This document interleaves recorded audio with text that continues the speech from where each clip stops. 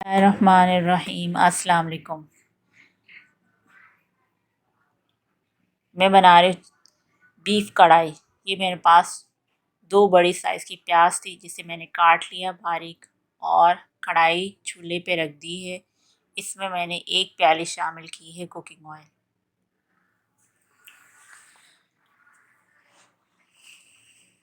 Oil गरम हो चुका है। अब मैं इसमें बारीक स्लाइस की शक्ल में कटी हुई प्याज डाल दूँगी।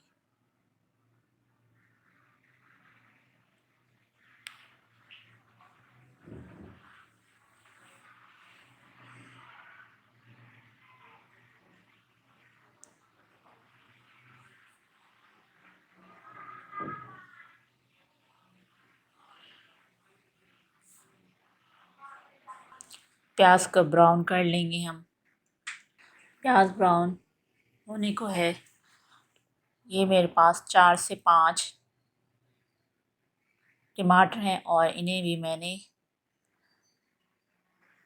स्लाइस में काट लिया था। शामिल करके मिक्स कर लेंगे।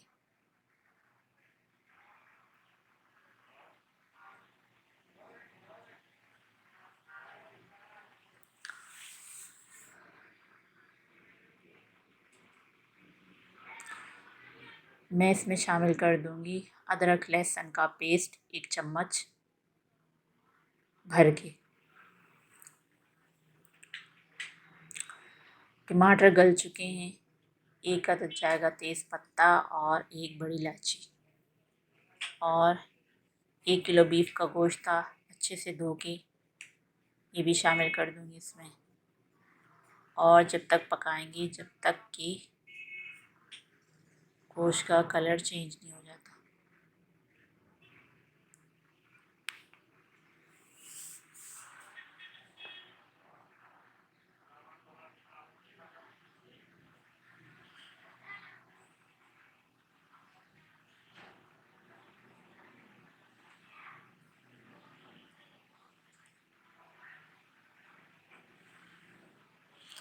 बारीक कटा हुआ पापीता ये शामिल कर दूंगी जो कि हमारे गोश्त को गलाने में मदद देगा।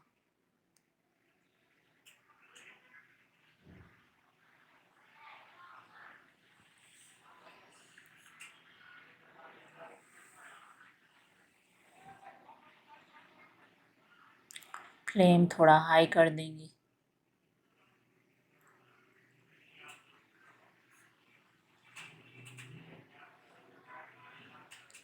जी तो हमारा गोश्त कुछ इस तरह। अब ये मेरे पास 1 चम्मच नमक, 1 चम्मच हल्दी और गरम मसाला, 1 चम्मच लाल मिर्च और 2 चम्मच कुटा हुआ धनिया और आधा चम्मच काली मिर्च।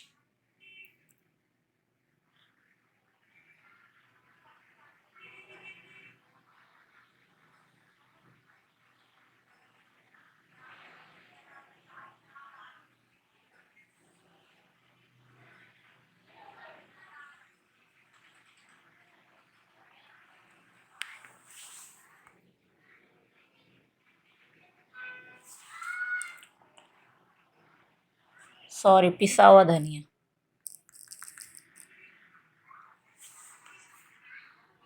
ये तो हमारा कोरमा कुछ इस तरह से हो चुका है। अब मैं इसमें शामिल करूँगी 1 लीटर पानी। 1 लीटर पानी गोश्त को गलाने के लिए काफ़ी है। तकरीबन 35 से 40 मिनट लगेंगे इसको गलने में, जब तक हमारा पानी भी खुश्क हो जाएगा और गोश्त भी गल जाएगा।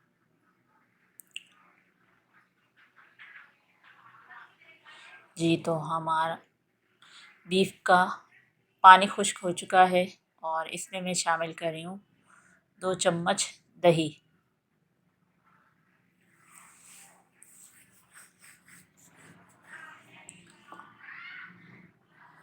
मिक्स कर लेंगे और 2 से 3 मिनट तक मज़ीद पकाएंगे।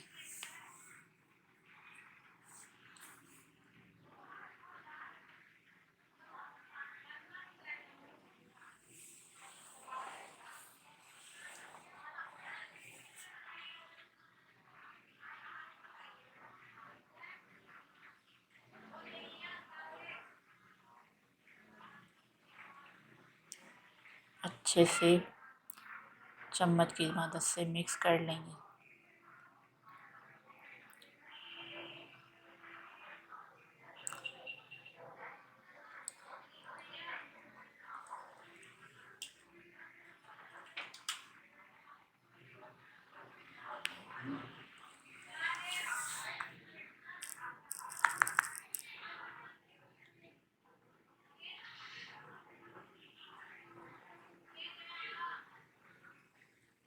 अब मैं इसमें शामिल करूँगी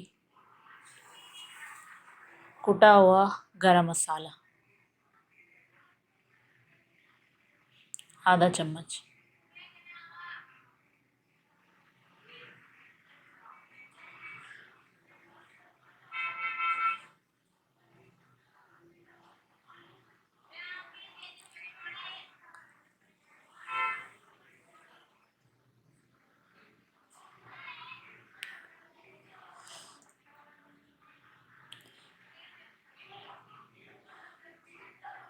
बीफ कढ़ाई तैयार है। अब इसे एक प्लेट में निकाल लेंगे।